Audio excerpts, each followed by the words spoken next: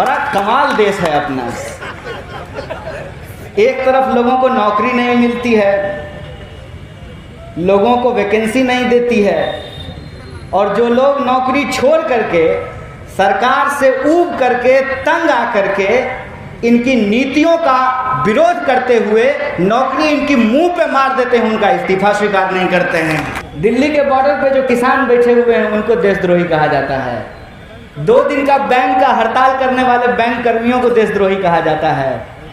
कल को नौजवान अगर एसएससी में धांधली क्यों हुई है, एसएससी की बहाली क्यों नहीं हो रही है, परीक्षा का परिणाम क्यों नहीं निकल रहा है, उसको लेकर के सड़क पे उतरेंगे तो उनको देशद्रोही कहा जाएगा। तो हम लोगों को तो सबसे पहले कहा गया है ना, सीनियर स्टूडेंट है ना हम लोग इस मामले में।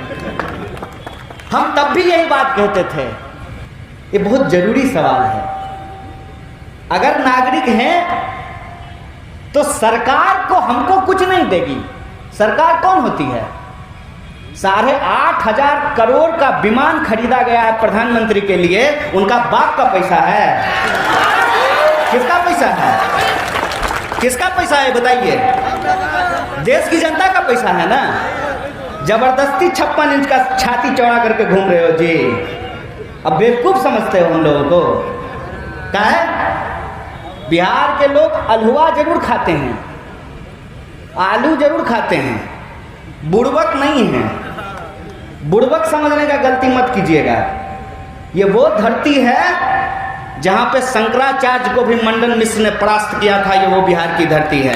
कहते हैं इस देश की सबसे बड़ी समस्या है परिवारवाद। बेबी शाह को बीसीसीआई का सेक्रेटरी कैसे बनाया गया है? ये परिवारवाद है कि नहीं है? और यही बात मैं घूम घूम करके पूछता था। पूछे उसको देशद्रोही बता करके उसके ऊपर पत्थर मारो।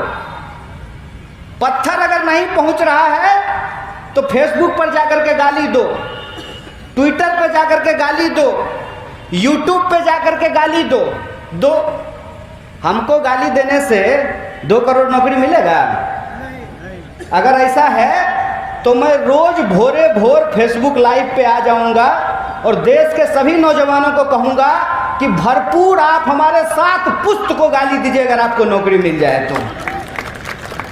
मिल जाएगा क्या?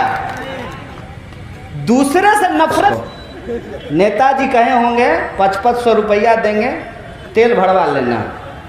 अब तो 500 रुपया में आधा टंकी तेल भी नहीं होगा। क्या 500 रुपया में आधा टंकी तेल होगा? 500 रुपया हम कहेंगे तेल भरवा लेंगे।